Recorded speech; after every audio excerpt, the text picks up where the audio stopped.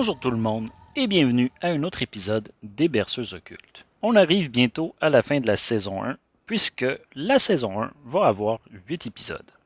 Et j'ai décidé de terminer ça en grand avec 2 épisodes dédiés au Dictionnaire infernal de Jacques Collin de Plancy. Éventuellement, il va y avoir plus d'épisodes, parce que 2, c'est pas assez. Le Dictionnaire infernal, c'est un ouvrage quand même assez colossal, et puis je vais le séparer en catégories.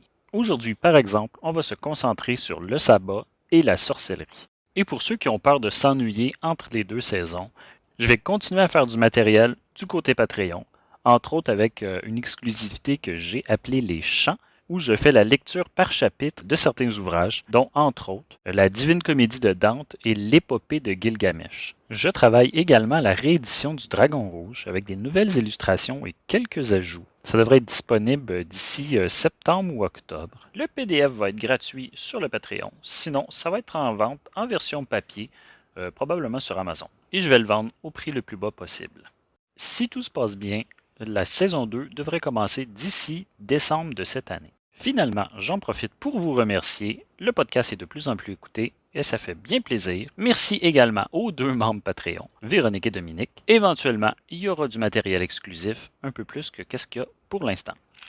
Sans plus attendre, on commence l'épisode. Comme je disais tantôt, aujourd'hui on s'intéresse au Dictionnaire infernal de Jacques Collin de Plancy, une figure majeure de l'occultisme et un grand libre penseur de son époque. Il a marqué la littérature autant en tant qu'auteur qu'imprimeur et libraire. Il a d'ailleurs œuvré au mensuel La Revue de Bruxelles, chez l'éditeur La Société de la propagation des bons livres. Il en serait d'ailleurs l'un des fondateurs. Cette revue-là mettait de l'avant les articles d'auteurs belges et traduisait également des articles internationaux. Bref, on peut dire que c'était un passionné de littérature et de culture. Puis il était pas pire habile avec sa plume. Outre le Dictionnaire infernal, De Plancy a publié quand même pas mal d'ouvrages, dont beaucoup sont centrés sur l'occultisme et le fantastique. Des livres comme par exemple Histoire de vampires et de spectres malfaisants et Le diable peint par lui-même en 1825.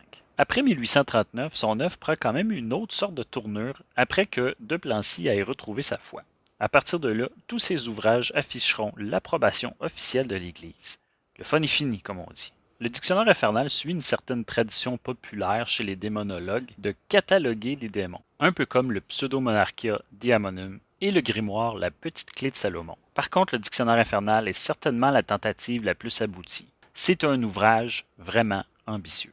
Il ne se limite pas non plus juste aux démons. Pour reprendre sa préface, on peut dire qu'il s'intéresse aux êtres, aux personnages, aux livres, aux faits et aux choses qui tiennent des apparitions à la magie, au commerce de l'enfer, aux divinations, aux sciences secrètes, aux grimoires, aux prodiges, aux erreurs et aux préjugés, aux traditions et aux contes populaires, aux superstitions diverses et généralement à toutes les croyances merveilleuses, surprenantes, mystérieuses et surnaturelles. Donc c'est relativement large. Évidemment, le livre a eu un énorme succès. De son vivant, De Plancy a même connu 6 versions différentes. C'est d'ailleurs un livre qui a beaucoup évolué d'une édition à l'autre, qui a été remanié de façon assez importante. Entre autres dans la 3e version, parue en 1840, dans lequel plusieurs changements ont été effectués pour plaire à l'Église.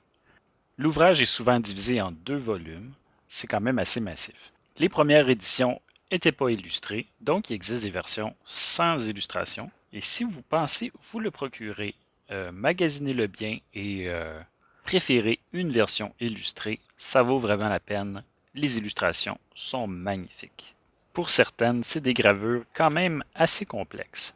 Et parlant de gravures, je me suis mis récemment à la confection de gravures sur linéoléum et je vais peut-être partager ça sur YouTube. Vous verrez, je suis pas très bon. En tout cas, pour en revenir aux éditions, évidemment, si vous n'avez pas envie de payer pour l'avoir, il est aussi disponible sur le Google Book. Vous pouvez le télécharger en format PDF et toutes les illustrations y sont. C'est merveilleux. Mais personnellement, j'aime avoir ce livre-là en version papier parce que je mets plein d'annotations, je souligne des parties, mon exemplaire a eu du vécu, il est barbouillé partout. On va commencer par le premier mot dans le dictionnaire infernal. J'aime bien parce qu'il donne une bonne idée de la teneur de l'ouvrage.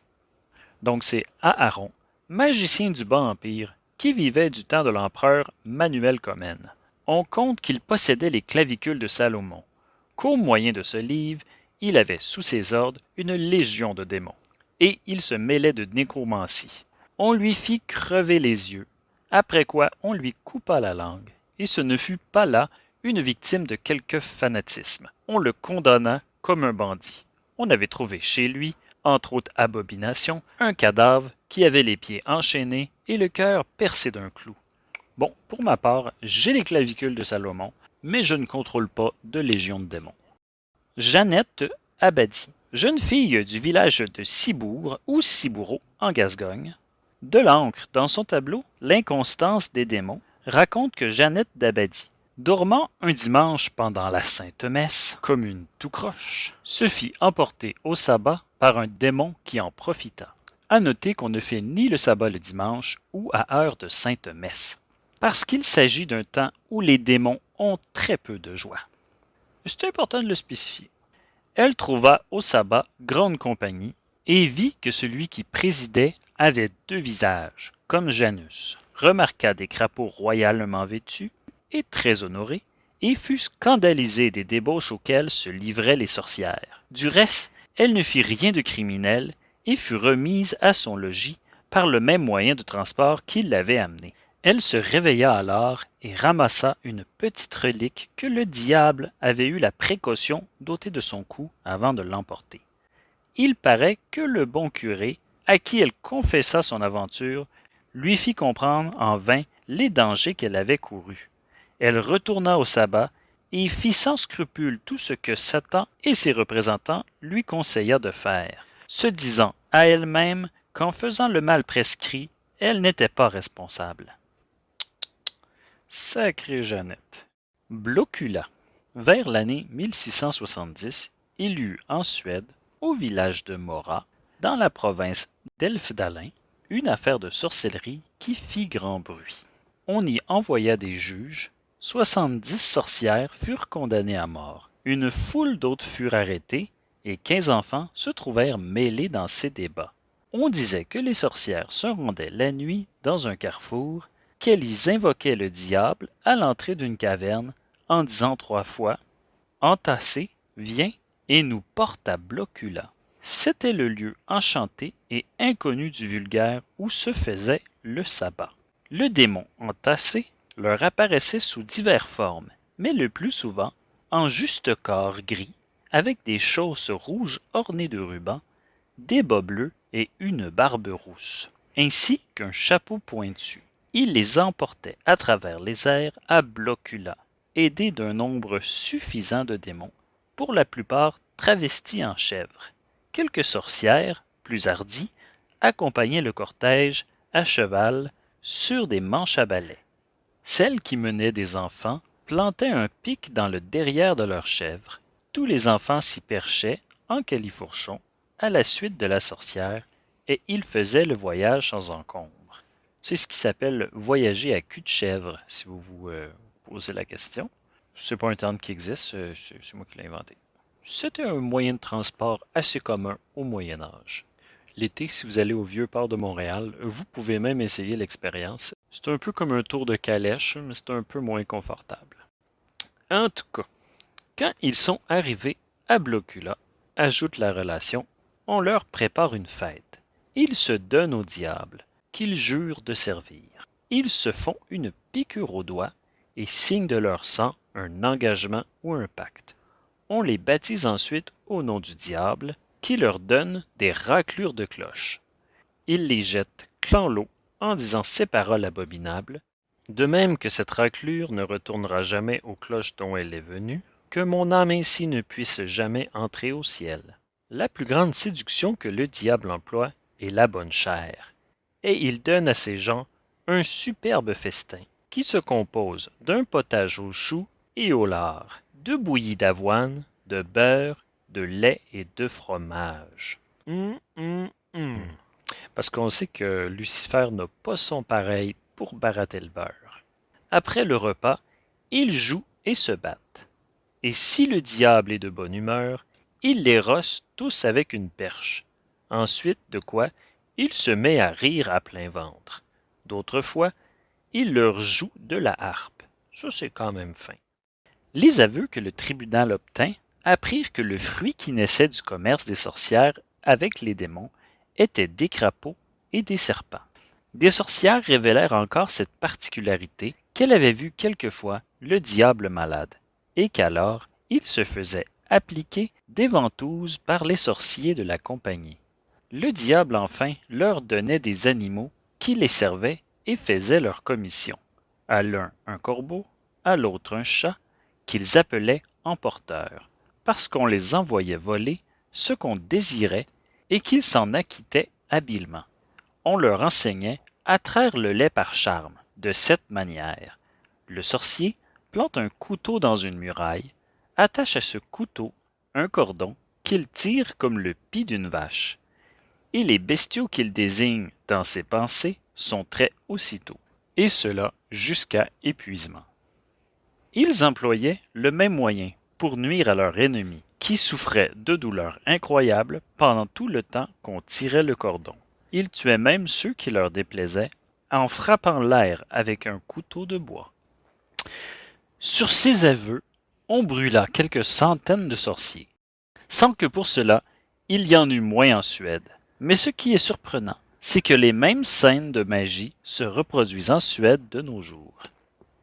Jeanne Baudot, sorcière du pays de Labour, au rapport de Pierre de l'Ancre, elle raconta qu'à l'abominable cérémonie appelée la messe du sabbat, on faisait l'élévation avec un hostie noir de forme triangulaire. En d'autres mots, un Doritos au maïs noir. Genre. Bref, le salut de cette élévation était corbeau noir, crié 3 fois. Henri Boguet, grand juge de la terre de Saint-Claude, au comté de Bourgogne, mort en 1619, auteur d'un livre plein de crédulité, souvent puéril, et d'un zèle outré contre la sorcellerie. Ce livre, publié au commencement du XVIIe siècle, est intitulé Discours des sorciers. Est-ce que je peux le trouver? Je l'ai trouvé. De toute évidence, une lecture de chevet sympathique. Avec 6 avis en fait de sorcellerie et une instruction pour un juge en semblable matière, c'est une compilation de procédures auxquelles, comme juge, l'auteur a généralement présidé. On y retrouve l'histoire de Louise Meillat, possédée de 5 démons à l'âge de 8 ans, de Françoise Sécrétin, sorcière qui avait envoyé les 10 démons, mais également des sorciers Gros Jacques et Willermoz, dits de Bayat, de Claude Gaillard, de Roland Duvernois et de quelques autres. L'auteur détaille les abominations qui se font au sabbat. Il dit que les sorciers peuvent faire tomber de la grêle, ce qui n'est pas, qu'ils ont de la poudre avec laquelle ils empoisonnent, ce qui est vrai, qu'ils se graissent les jarrets avec un onguent pour s'envoler au sabbat, qu'une sorcière tue qui elle veut par son souffle seulement, qu'elles ont 1000 indices qui les feront reconnaître, par exemple, que la croix de leur chapelet est cassée, qu'elles ne pleurent pas en présence d'un juge, qu'elles crachent à terre quand on les force à renoncer au diable, qu'elles ont des marques sur leur chevelure, lesquelles se découvrent si on les rase, que les sorciers et les magiciens ont le talent de se changer en loup, que sur le simple soupçon, mal lavé d'avoir été au sabbat, même sans autre maléfice, on doit les condamner, que tous méritent d'être brûlés, et que ceux qui ne croient pas à la sorcellerie sont des criminels. C'est un peu trop violent, mais il faut remarquer qu'en ces choses, ce n'était pas le clergé qui était sévère, c'étaient ces juges laïcs qui se montraient violents et féroces. Jeanne Bonnet, sorcière de Deboisy, en Forez, brûlée le 15 janvier 1583 pour s'être vantée d'avoir eu une liaison abominable avec le diable. Beurre des sorcières. Le diable donnait aux sorcières de Suède, entre autres animaux destinés à les servir, des chats qu'on appelait emporteurs, parce qu'elle les envoyait voler dans le voisinage. Ces emporteurs, qui étaient très gourmands, profitaient de l'occasion pour se régaler aussi, et quelquefois ils s'emplissaient si fort le ventre qu'ils étaient obligés en chemin de rendre gorge. Leur vomissement se trouvait habituellement dans les jardins potagers. Il a une couleur rare et s'appelle le beurre des sorcières. En fait, ça tire son origine d'un champignon qui s'appelle le trémel mésentérique, qu'on appelle justement aussi beurre de sorcière. En gros, c'est une sorte de champignon dégueulasse qui pousse sur les morceaux de bois mort. C'est comestible, mais paraît-il que ça goûte absolument rien. Crapauds. Les crapauds tiennent une grande place dans la sorcellerie. Les sorcières les aiment et les choient. Elles ont toujours soin d'en avoir quelques-uns. Qu'elles soignent, qu'elles nourrissent et qu'elles accoutrent de livrées de velours vert, rouge et noir. Pierre de l'Ancre dit que les grandes sorcières sont ordinairement assistées de quelques démons, qui est toujours sur leur épaule gauche en forme de crapaud. Ayant deux petites cornes en tête, ils ne peuvent être vus que par ceux qui sont ou qui ont été sorciers. Le diable baptise ces crapauds au sabbat. Joannette Abadie et d'autres femmes ont révélé qu'ils avaient vu de ces crapauds habillés de velours rouge et quelques-uns de velours noir. Ils portaient une sonnette au cou et une autre aux pattes de derrière. Il ne faut pas oublier que les crapauds sont d'agiles petits danseurs et que d'être équipés de grelots rend la chose beaucoup plus festive. Galamta, sorcière du 16e siècle. Elle donna un jour une pomme à goûter à la fille du Suisse de l'église de Saint-Esprit de Bayonne, qui désirait avoir 3 paniers de ces pommes. D'ailleurs, la légende dit que c'était des Macintosh. Cette fille n'eut pas plus tôt mordu la pomme qu'elle tomba due au mal, et la force du maléfice fut telle qu'elle en fut tourmentée toute sa vie. Aussitôt qu'elle voyait la sorcière, les excès lui prenaient très violemment, ce qui a été confirmé devant nos yeux, comme dit de l'Ancre. De nos jours, on n'attribuerait peut-être pas cela au sortilège, mais alors on poursuivit la sorcière. Bon, le nom revient quand même assez souvent, Pierre de l'Ancre. Juste pour vous mettre en contexte, il s'agit d'un juriste et d'un magistrat français qui était conseiller au Parlement de Bordeaux à partir de 1582. Il est surtout connu pour sa commission d'enquête qu'il a faite en Lembourg, où il devait purger le pays des sorciers et des sorcières sous l'emprise des démons. Ça s'est pas super bien passé. Tout comme l'inquisiteur Heinrich Kramer, il fait partie des gens qui ont contribué à l'image caricaturale qu'on a des sorcières, que ce soit séductrices, dansant nu et pactisant avec le démon, ou encore un peu tordues avec un gros nez puis qui volent sur un balai. C'est à eux qu'on doit ces idées-là. Bon, tant qu'à parler des zélés de la chasse aux sorcières, parlons un peu de la torture. Faire chaud. Celui qui voulait se justifier d'une accusation ou prouver la vérité d'un fait contesté et que l'on condamnait pour cela à l'épreuve du fer chaud était obligé de porter à 9 ou 12 pas une barre de fer rouge pesant environ 3 livres. Cette épreuve se faisait aussi en mettant la main dans un gantelet de fer sortant de la fournaise ou en marchant sur du fer rougi. Un mari de Didymotech, soupçonnant la fidélité de sa femme, lui proposa d'avouer son crime ou de prouver son innocence par l'attouchement d'un fer chaud. Si elle avouait, elle était morte.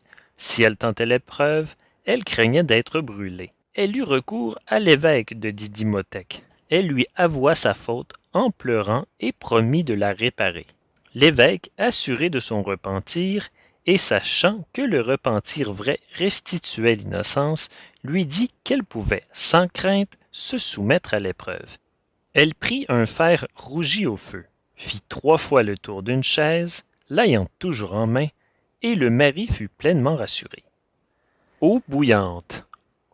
On l'employait autrefois pour découvrir la vérité dans les tortures qu'on appelait témérairement jugement de Dieu.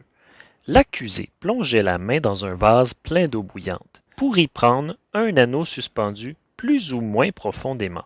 Ensuite, on enveloppait la main du patient avec un linge sur lequel le juge et la partie adverse apposaient leur sceau. Au bout de 3 jours, on les levait. S'il ne paraissait point de marque de brûlure, l'accusé était renvoyé absous. Revenons-en à notre sujet avec Danse du sabbat. Pierre de l'Ancre assure que les danses du sabbat rendent les hommes furieux et font avorter les femmes. Le diable, dit-on, apprenait différentes sortes de danses aux sorciers de Genève. Ces danses étaient fort rudes, puisqu'ils se servaient des verges et des bâtons, comme ceux qui font danser les animaux.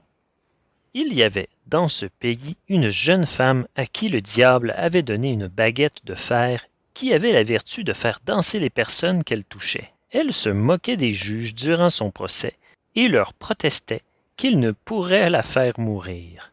Mais elle déchanta. Bouc. C'est sous la forme d'un grand bouc noir aux yeux étincelants que le diable se fait adorer au sabbat. Il prend fréquemment cette figure dans ses entrevues avec les sorcières. Et le maître des sabbats n'est pas autrement désigné dans beaucoup de procédures que sous le nom de bouc noir ou grand bouc, ou simplement Serge pour les intimes. Le bouc et le manche à balai sont aussi les montures ordinaires des sorcières qui partent par la cheminée pour leurs assemblées nocturnes. Désert. C'est surtout dans des lieux déserts et abandonnés que les sorcières font leur sabbat et les démons leur orgie. C'est dans de tels lieux que le diable se montre à ceux qu'il veut acheter ou servir. C'est là aussi qu'on a peur et qu'on voit des fantômes. Crabes. Ces hideux petits habitants de la mer sont attachés par quelques liens aux démons des eaux. Et, suivant les dires des Écossais riverains, ils dansent au sabbat des sorcières lorsqu'ils se rassemblent sur la plage. Crachat. Lorsque les sorciers renoncent au diable, ils crachent 3 fois à terre. Ils assurent que le diable n'a plus alors aucun pouvoir sur eux. Ils crachent encore lorsqu'ils guérissent des écrouelles et font de leur salive un remède. C'est dégueulasse. Mais bon, en même temps, il n'y a rien de pire qu'une grosse écrouelle, hein? S'il faut qu'un magicien nous crache dessus pour soigner ça, il faut ce qu'il faut. Mais en même temps, c'est à vous de voir, parce que ça peut être aussi guéri par le toucher royal. C'est une ancienne croyance relative à la dimension sacrée des rois. Donc, en gros, vous avez 2 options. Soit vous vous faites cracher dessus par un sorcier, ou vous vous faites tripoter par les petits doigts en saucisse du roi Charles. C'est un pensez-y bien.